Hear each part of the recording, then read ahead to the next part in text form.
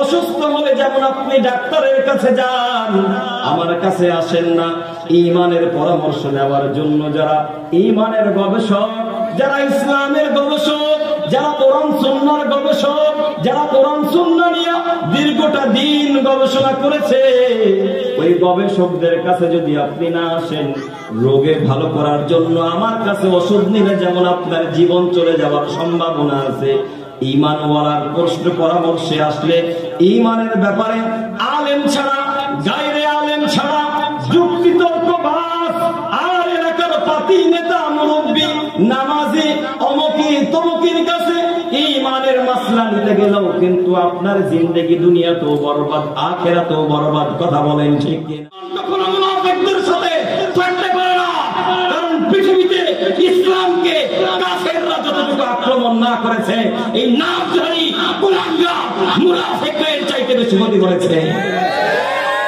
মনে রাখবেন, কোন কাফের কোন মসজিদকে ভাঙে না, কোন মুশরিক কোন মাদ্রাসা দ্বীনি ইদারাতে আঘাত করে না। লক্ষ্য করে দেখবেন, ইসলামের যত কর্মকাণ্ডের মধ্যে আঘাত হয়, রাষ্ট্র থেকে শুরু করে বাড়ি পর্যন্ত সমস্ত জায়গাতে ইসলামকে নিয়ে কটূক্তি করে, চক্রান্ত করে, এরা কোনো কাফের নাই। এরা খুঁজে দেখেন আমার আপনার মতো নামধারী কোন কুলাঙ্গার মুসলমান। কথা বলেন ঠিক কিনা? ভাই আমার কথাগুলো লক্ষ্য করে শুনবেন। এই জমিনের মধ্যে আমাকে আপনাকে আল্লাহ তাআলা রাজনীতি করার জন্য পাঠায় নাই, আল্লাহ তাআলা আমাকে টেন্ডারবাজি করার জন্য পাঠায় নাই। আমি আপনাকে যদি এখন প্রশ্ন করি, বাড়ি থেকে আপনি কি বলে আসছেন, আপনার সুন্দর একটা জবাব হবে আমি বাড়ি থেকে বলে আসছি তামিমুত তাওহীদ নুরানী মাদ্রাসায় মাহফিল, আমি ওয়াজ শোনার জন্য এই স্টেজে আসছি। কথা বলেন ঠিক কিনা? পৃথিবীর প্রত্যেকটা কাজের শুরুতে একটা লক্ষ্য থাকে, একটা উদ্দেশ্য থাকে। এরে আল্লাহর গোলাম নবীর উম্মতের দল, আপনার আমার জিন্দেগিতে দুনিয়ার মধ্যে আসার একটা বড় উদ্দেশ্য আছে। আল্লাহ তাআলা আমাকে কিসের জন্য দুনিয়াতে পাঠাইলো, মালিক আমাকে দুনিয়াতে কিসের জন্য পাঠাইলো? এলে করে যার মা বোনেরা আমার লক্ষ্য করে শোনেন, আজকে যে রং ঢং দিয়া লাল শাড়ি কালো শাড়ি পরে এই সমস্ত রঙের দুনিয়া সাজাইলা, যেদিন কোনো একদিন অন্ধকার কবরের ডাক চলে আসবে, যেই মানুষগুলার পাল্লায় পড়ে তুমি গুনাহের কাজে লিপ্ত হয়ে যাও, যেই মানুষগুলার পাল্লায় পড়ে তুমি আজকে গীবত করো, পর শিকায়াত করো, যেই মানুষগুলার পাল্লায় পড়ে আল্লাহর ফরজ বিধান পর্দাকে লঙ্ঘন করে, স্বামীর অসন্তুষ্ট আচরণ করে পাড়া মহল্লার সাথে মিশে যাও, এর মা কোনো একদিন এমন একটা নির্মম সময় তোমার জিন্দেগিতে আসবে, ওই সময়টা মালাকুল মউত তোমার রূহটাকে নিয়ে চলে যাবে, গা থেকে দামি শাড়িগুলাকে আলাদা করে দেওয়া হবে, মার্কিন 5টা সাদা কাফনের কাপড় দ্বারা মা তোমার মেহেদি মাখা দেহটাকে চকলেটের মতো পেঁচায়া অন্ধকার গহীন জঙ্গলে দাফন করে চলে আসবে। এমন একটা বাস্তব নির্মম ওই দিন কিন্তু তোমার আমার আসবে। এরে কলিজার নওজোয়ান মুরব্বী বাবা আমার, দুনিয়াটা এমন একটা রঙের দুনিয়া, এই দুনিয়ার মধ্যে কোন বান্দা যদি কালো চশমা পরে আসমানের দিকে তাকায়, এই আসমানের রং কিন্তু কালো দেখা যায়। কথা বলেন ঠিক কিনা? বান্দা যদি লাল চশমা পরে যদি ওই আসমানের দিকে তাকায়, আসমানকে কিন্তু লাল দেখা যায়। বান্দা যদি সবুজ চশমা পরে আসমানের দিকে তাকায়, এই আসমানকে কিন্তু সবুজ দেখা যায়। কিন্তু বিবেকের কাছে প্রশ্ন করে বলেন, আসমানের তো এতগুলা রং নয়, আসমানের তো একটা নির্ধারিত রং আমার আল্লাহ তাআলা বানিয়েছে। কথা বলেন ঠিক কিনা? অনুরূপ ভাই আমার, আজকে মানুষের পাল্লায় পড়ে, মুনাফিকদের পাল্লায় পড়ে, বেদিনদের পাল্লায় পড়ে, ইহুদি খ্রিস্ট কালচারের পাল্লায় পড়ে রে মা নিজের ঈমানের জীবনটাকে নষ্ট করে দিলা, নিজের দামি হায়াতটাকে তুমি নষ্ট করে দিলা রে মা। একটা বার চিন্তা করো, যেদিন তোমার মওত চলে আসবে, যেদিন তুমি ওই অন্ধকার বাস বাগানের নিচে চলে যাবে রে মা, যেই স্বামীর পাল্লায় পড়ে স্বামীর মনে সুখ দেওয়ার জন্য সন্তানকে একটু আদর করতে যায় আখিরাতের বিধানগুলাকে তুমি লঙ্ঘন করেছো, এই মানুষগুলা তো কেউ তোমার কবরের পাশে দাঁড়াবে না। কথা বলেন ঠিক কিনা? এজন্য দুনিয়াতে দুনিয়ার কাজে মানুষের কাছে প্রশ্ন নেওয়া যায়, দুনিয়াতে সফল হলে দুনিয়া ওয়ালাদের কাছে পরামর্শ নেওয়া যায়, কিন্তু আখিরাত এমন একটা বাস্তবতা, ওই আখিরাতের জীবনে যদি আপনি কোন জঙ্গল মার্কা মানুষের সাথে বদ্দিন জাহেল মূর্খদের পরামর্শ নিয়ে ঈমান আমল পরিচালনা করেন, আপনার দুনিয়ার জীবন বরবাদ হবে, আখিরাতের জীবন বরবাদ হবে। কথা বলেন ঠিক কিনা? কলিজার ভাই আমার, বোঝানোর জন্য বলি, বুঝেন, কথাগুলো বোঝার চেষ্টা করেন। আপনার দেহের মধ্যে যদি রোগ হয়, এ ভাই আমি আপনার যতই প্রিয় পাত্র হই, আপনি চিকিৎসার জন্য আমার কাছে আসবেন না, নাকি আসবেন? আমি আপনারে বলবো এত ভালোবাসি, এত ভালো সম্পর্ক, আমার থেকে আপনি চিকিৎসা নেন। কিন্তু আপনি বলবেন হুজুর আমি আপনাকে মহব্বত করি, সত্য কথা, কিন্তু আমার দেহের মধ্যে যে রোগ, এই রোগ নিয়ে আপনি লেখাপড়া করেন নাই। আমার বরং দেহের মধ্যে যে রোগ নিয়ে যারা পিএইচডি করেছে, লেখাপড়া করেছে, তাদের কাছে গেলে আমার দেহের রোগ পরিবর্তন হবে। কথা বলেন ঠিক কিনা? ঈমান এমন একটা দামি জিনিস ভাই আমার, শোনেন এ কলিজার ভাই, এ পর্দার অন্তরালের মা, ঈমান এমন একটা দামি সম্পদ, বান্দার জীবন থেকে ঈমান যদি একবার হারায় যায়, বেঈমান হয়ে যদি কোন নর কিংবা নারী ঈমান হারা হয়ে কোন কাফের মুশরিক গাল ভরা দাড়ি নিয়েও যদি অন্ধকার ওই কবরের মধ্যে চলে যায়, কিয়ামতের ময়দানে বান্দার জন্য জাহান্নাম, খালিদিনা ফিহা আবাদা, এমন জাহান্নামকে নির্বাচন করা হবে যেই জাহান্নাম থেকে বান্দাকে আর তুলে নিয়ে আসা হবে না। কথা বলেন ঠিক কিনা? অতএব বোঝার জন্য বলি, বুঝেন বুঝেন বুঝেন, কথাগুলো একটু দিল দিয়া বুঝেন। অসুস্থ হলে যেমন আপনি ডাক্তারের কাছে যান, আমার কাছে আসেন না ঈমানের পরামর্শ নেওয়ার জন্য যারা ঈমানের গবেষক, যারা ইসলামের গবেষক, যারা কোরআন সুন্নাহর গবেষক, যারা কোরআন সুন্নাহ নিয়ে দীর্ঘটা দিন গবেষণা করেছে, ওই গবেষকদের কাছে যদি আপনি না আসেন রোগে ভালো করার জন্য, আমার কাছে ওষুধ নিলে যেমন আপনার জীবন চলে যাওয়ার সম্ভাবনা আছে, ঈমানওয়ালার প্রশ্ন পরামর্শে আসলে ঈমানের ব্যাপারে আলেম ছাড়া, গায়রে আলেম ছাড়া, যুক্তি তর্ক বাস আর এলাকার পাতি নেতা মুরব্বী নামাজি অমুকি তমুকির কাছে ঈমানের মাসলা নিতে গেলেও কিন্তু আপনার জিন্দেগি দুনিয়াতেও বরবাদ, আখিরাতেও বরবাদ। কথা বলেন ঠিক কিনা? এ ভাই শুনেন, আপনি দুনিয়াতে ভুল চিকিৎসা হলে, দুনিয়ার চিকিৎসা ভুল হলে বেশি থেকে বেশি আপনার জীবন চলে যাবে, কিন্তু ঈমান এমন একটা সম্পদ, ঈমান যদি কোনো বান্দার একবার হারা যায়, আর যদি মনের অজান্তে ঈমান ছাড়া কেউ কবরের পথের যাত্রী হয়, এ কলিজার ভাই, সেদিন আপনার কেউ পরিচয় নিবে না, কেউ চিনবে না। এই জন্য বান্দা ঈমানের ব্যাপারে বেশি গুরুত্ব দেওয়া দরকার। কথা বলেন ঠিক কিনা? ঈমান এমন একটা দাম, এমন একটা দাম, এই ঈমানের একটা মাত্র হাদিস শোনায়া দিই। আল্লাহর পয়গম্বর বলতেছেন, قال رسول الله صلى الله عليه وسلم الإيمان إقرار باللسان وتصديق بالجنان وعمل بالأركان। আল্লাহর পয়গম্বর বলতেছেন, ঈমানের সাক্ষ্য বহন করে মানুষ তিন শব্দের দ্বারা, কয় শব্দ বলেন? তিন শব্দের দ্বারা ঈমানের সাক্ষ্য। আল-ইকরারুম বিল লিসান, এক নম্বর হলো বান্দা তোমার জবানে তাওহীদের কালেমা উচ্চারণ করবা, আল্লাহ তাআলা এক, আল্লাহ ছাড়া কোনো মাবুদ নাই। পয়গম্বর আরবি সাল্লাল্লাহু আলাইহি ওয়াসাল্লাম আল্লাহ তাআলার রাসূল। কথা বলেন ঠিক কিনা? এরপরে বলতেছে যে আল্লাহকে তুমি আল্লাহ বলে স্বীকার করে নিয়েছো, ওই কথাটা অন্তরে তুমি বিশ্বাস করবা। আর তিন নাম্বার হলো আমালুন বিল আরকান, যে কথাটা অন্তরে বিশ্বাস করেছো ওই কথাটা পরিপূর্ণ বাস্তবায়ন করতে হবে। এই তিন শব্দের কোনো একটা শব্দ যদি কোনো মৌখিক ঈমানওয়ালার কাজের মধ্যে কম পাওয়া যায়, পয়গম্বর বলেছেন তার ঈমানের মধ্যে পূর্ণতা নাই, ব্যর্থতাই ভরা। কথা বলেন ঠিক কিনা?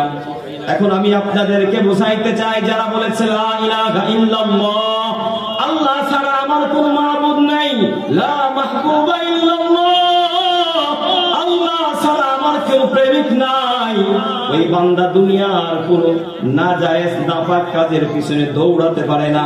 যেই ব্যক্তি বলেছে নবী মুহাম্মদুর রাসূলুল্লাহ সাল্লাল্লাহু আলাইহি ওয়াসাল্লাম আমার একমাত্র আদর্শ, ওই ব্যক্তি তো দুনিয়ার লেনিন কার্ল মার্কসের আদর্শের পিছনে দৌড়াতে পারে না। কথা বলেন ঠিক কিনা? সারা রাত্র বয়ান শুনবেন, সারা দিন বয়ান শুনবেন, এ ভাই এই বয়ানের মাধ্যমে যারা পরিমাণ কোন উপকারে আসবে না যদি আপনার কলবকে আপনি পরিশুদ্ধ না বানাইতে পারেন। পয়গম্বর বলেছে আখলিস দীনাকা ইয়াকফিকাল আমালুল কলিল, এ বান্দা অল্প আমল করো তবে স্বচ্ছ পরিষ্কার অন্তর নিয়ে আমল করো। কোন বান্দা যদি অল্প আমল হয় কিন্তু আল্লাহকে ভালোবেসে ওই আমলটা বাস্তবায়ন করে, পয়গম্বর বলেছেন ওই সামান্য আমল নাজাতের ওসিলা হবে। আল্লাহু আকবার বলে। তাহলে ঈমানের দাবি হচ্ছে আল্লাহ যা কিছু বলেছে সব কিছুকে আমি নিজের জীবনে বাস্তবায়ন করব, যা কিছু নিষেধ করেছে সব কিছুকে আমি ছেড়ে দেব। কথা বলেন ঠিক কিনা? এবার আসেন কলিজার ভাই আমার, মনোযোগ দিয়ে শোনেন। আল্লাহ আমাকে নামাজ পড়তে বলেছে, নামাজ পড়া লাগবে, কিন্তু আল্লাহ তো আমাকে গীবত থেকে বাঁচতে বলেছে। যদি কোনো বান্দাকে দেখেন যে নামাজ পড়ে আবার গীবত করে, মনে রাখবেন মুনাফিক। আওয়াজ বলেন কি? কথা বলেন না কেন?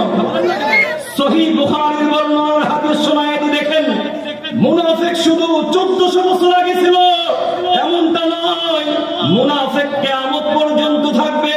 কাফেরদের চাইতেও আল্লাহ তাআলা সবচাইতে ভয়ঙ্কর জাতি যাদেরকে নির্বাচন করেছেন তারা হলো মুনাফিক। কাফেরদের ব্যাপারে বলা হয়েছে জাহান্নামে যাবে, কিন্তু মুনাফিকদের ব্যাপারে বলা হয়েছে ইন্নাল মুনাফিকিনা ফিদ দারকিল আসফালি মিনান নার। মুনাফিক যারা তারা শুধুমাত্র জাহান্নামে থাকবে এমনটা নয়, জাহান্নামের তলদেশে তারা আগুনে জ্বলবে। নাউযুবিল্লাহ বলেন। এখন এই মুনাফিক কারা বলেন শোনেন। রাসূলুল্লাহ সাল্লাল্লাহু আলাইহি ওয়াসাল্লামের ইমামতি ও উনার চাইতে পৃথিবীর শ্রেষ্ঠ ইমাম কি আর কেউ ছিল নাকি বলেন? আর কেউ দুনিয়াতে আসবে? কেউ আসবে না। ওই পয়গম্বরের পিছনে কিছু মুনাফিক মার্কা লোক নামাজ পড়তো, নামাজ পড়তো, নামাজ পড়তো, দাড়ি রাখতো, টুপি পড়তো, পাঞ্জাবি পড়তো, কিন্তু আল্লাহ রাসূলের বয়ান শুনতো, আল্লাহ রাসূলের পাশে থাকতো, আল্লাহ রাসূলের সংস্রবে থাকতো, আল্লাহ রাসূলের সাথে আদর্শ মিলাইতো। এই নাম্বার 1 টাটকা মুনাফিকের বাচ্চা মুনাফিক, যারা কাফেরদের চাইতেও নিকৃষ্ট, যাদেরকে শুকুরের চাইতেও খারাপ বলা হয়েছে, যাদেরকে কুকুরের চাইতেও খারাপ বলা হয়েছে, এই মানুষরূপী কুলাঙ্গার শয়তানগুলো রাসূলের পিছনে নামাজ পড়ার পর নামাজ পড়তো কিন্তু বের হয়ে আবার পয়গম্বরের বদনাম করতো কিনা? কথা বলেন ঠিক কিনা? আল্লাহ তাআলা ওই ঘটনাটা কোরআনের মধ্যে নিয়ে আসে, ওয়া ইযা লাকুল্লাযিনা আমানু, তারা যখন ঈমানওয়ালাদের সাথে মিশত। কথাটা মনোযোগ দিয়ে শুনেন। সূরাতুল বাকারা প্রথম নম্বর পারার 3-4 নম্বর পৃষ্ঠাতে আলোচনা হয়েছে। আল্লাহ এই সমস্ত জঘন্য মার্কা মানুষদের ব্যাপারে বলেছে, ওয়া ইযা লাকুল্লাযিনা আমানু, এই সমস্ত মুনাফিকগুলা যখন ঈমানওয়ালাদের সাথে মিশত, আল্লাহ রাসূলের সাথে মিশত, সাহাবায়ে কেরামের পাশে যাইতো, তখন তারা বলতো আমরা তো আপনারই লোক, আপনার সাথেই আছি। কথাটা বুঝেন। ওয়া ইযা খালাউ ইলা শায়াতিনহিম, যখন আল্লাহ রাসূলের মজলিস থেকে বের হয়ে আসতো তখন তারা বলতো ওয়া ইযা খালাউ ইলা শায়াতিনহিম ক্বালু ইন্না মাআকুম, তখন তারা কাফেরদেরকে বলতো আমরা তোমার সাথে আছি। তখন কাফের বলতো তাহলে যে তোকে ওখানে দেখলুবে। কথা বলেন, তাহলে যে তোকে ওখানে দেখলো, তখন বলে ক্বালু ইন্নামা নাহনু মুস্তাহজিউন, এ কাফের সরদার আমরা তো তোমাদেরই কালা কুত্তা, আমরা শুধুমাত্র নবী মুহাম্মাদের কাছে যে কিছু কথা শুনতাম এই কথাগুলো শুনে তোমাদেরকে বলবো, তোমরা যেন পরে আবার আগুন লাগাইতে পারো। এই যে মুনাফিকদের যে গুণ আল্লাহ তাআলা সূরা বাকারার মধ্যে বলেছে, মালিক অন্য এক জায়গার মধ্যে বলেছে, এই মুনাফিকগুলো কিয়ামত পর্যন্ত থাকবে। এরা দেখতে মানুষের মতো হবে, এরা মুসলমানের ঘরে জন্ম নেবে, এরা মসজিদে নামাজ পড়বে, এরা রোজা রাখবে, এরা হজ করবে, এরা দাড়ি রাখবে, এরা জুব্বা পড়বে, কিন্তু এদের আখলাক চরিত্র কাফেরের মতো। ও কিয়ামত পর্যন্ত মুসলমান সাবধান, মুনাফিক যদি নিজের বাবাও হয়, ওই বাবা কুলাঙ্গার নামক মুনাফিক বাবাকে মুসলমানের পরিত্যাগ করা ফরজ। কথা বলেন ঠিক কিনা? মুসলমান কখনো মুনাফিকদের সাথে থাকতে পারে না, কারণ পৃথিবীতে ইসলামকে কাফেররা যতটুকু আক্রমণ না করেছে, এই নামধারী কুলাঙ্গার মুনাফিকদের চাইতে বেশি ক্ষতি করেছে। মনে রাখবেন, কোন কাফের কোন মসজিদকে ভাঙে না, কোন মুশরিক কোন মাদ্রাসা দ্বীনি ইদারাতে আঘাত করে না। লক্ষ্য করে দেখবেন, ইসলামের যত কর্মকাণ্ডের মধ্যে আঘাত হয়, রাষ্ট্র থেকে শুরু করে বাড়ি পর্যন্ত সমস্ত জায়গাতে ইসলামকে নিয়ে কটূক্তি করে, চক্রান্ত করে, এরা কোনো কাফের নাই। এরা খুঁজে দেখেন আমার আপনার মতো নামধারী কোন কুলাঙ্গার মুসলমান। কথা বলেন ঠিক কিনা? অতএব মুসলমান ঈমানকে ঠিক করতে হবে। টুপি আর দাড়ি আল্লাহর কাছে কোনো দাম থাকবে না যদি বান্দা তার কলবের মধ্যে ঈমানকে সংস্কার করতে না পারে। এজন্য মুনাফিকরা ডান দিকে, বাম দিকে, সামনে দিকে আসবে। আল্লাহ ওটাই বলতেছেন, কুল ইন কুনতুম তুহিব্বুনাল্লাহ, যারা পয়গম্বরকে ভালোবাসে তারা আমি আল্লাহকে ভালোবাসে। আল্লাহকে যারা ভালোবাসে তাদের জন্য আল্লাহ মাফ করবেন ঘোষণা দিয়েছেন কে? আল্লাহ। প্রিয় কলিজার ভাই আমার, মনে রাখবেন, তাহলে সমস্ত মুসল্লি মসজিদে নামাজ বন্ধ হয়ে কাতার বন্দী হয়ে গেলেই একদম মাত্র আসমান থেকে নামলো এমনটা বোঝা যাবে না। সুদখোর নামাজ পড়ে কি পড়ে না? এই কথা বলেন না কেন? ঘুষখোর নামাজ পড়ে কি পড়ে না? জিনাকার নামাজ পড়ে কি পড়ে না? আজকে বাংলাদেশের সবচেয়ে বড় অধঃপতন হলো, যদি আপনি কোনো গাধাকে কোন এরোপ্লেনের ড্রাইভার বা পাইলট বানায় দেন, এটা কি জায়গা মতো যাবেন? অ্যাক্সিডেন্ট করবে। কথা বলেন না কেন? আজকে বাংলাদেশের প্রত্যেকটা সেক্টরে কষ্ট নেবেন না, যত কুলাঙ্গার নালায়েক নাচিস গুলা এরা ইসলামের মূল জায়গায় বসে বসে নেতৃত্ব দিচ্ছে। কথা বলেন ঠিক কিনা? সাহাবায়ে কেরাম থেকে শুরু করে, পয়গম্বর থেকে শুরু করে, খলিফাতুল মুসলিমিন, আইম্মায়ে মুজতাহিদ পর্যন্ত দ্বীনের যোগ্য উত্তরসূরিরা নেতৃত্ব দিয়েছে। আমি যদি আপনাকে বলি, একটা বিমান এখানে নামার পরে বলি যে অমুক ভাই আপনি আমার বিমানে উঠেন, উঠবেন? কেন উঠবেন না বলেন? কেন উঠবেন না বলেন? বলবেন না যে আকাম করে দিবে, ওখানে নিয়ে যায়। কথা বলে এখানে ফেলে দিবে না? হ্যাঁ, তাহলে নিজের জান বুঝেন, নিজের জান বুঝতে পেরেছেন, কিন্তু ঈমান বাঁচানোর জন্য যার তার হাতে হাত দিয়ে ঈমানকে ধ্বংস করে দিচ্ছে, মুসলমান এটা বুঝতে পারে না। কথা বলেন ঠিক কিনা? আজকে মসজিদের মেহরাবগুলা, চাটুকারিতায় ভরপুর হয়ে গেছে। আমার মসজিদের কমিটি এখানে আছে, আমার মসজিদের কমিটি যোগ্য মানুষ। যেদিন আমার সাবেক মসজিদ আছে, বর্তমান মসজিদ আছে, আমার মসজিদের কমিটির একটাই কথা, কোন নির্দেশনা নাই।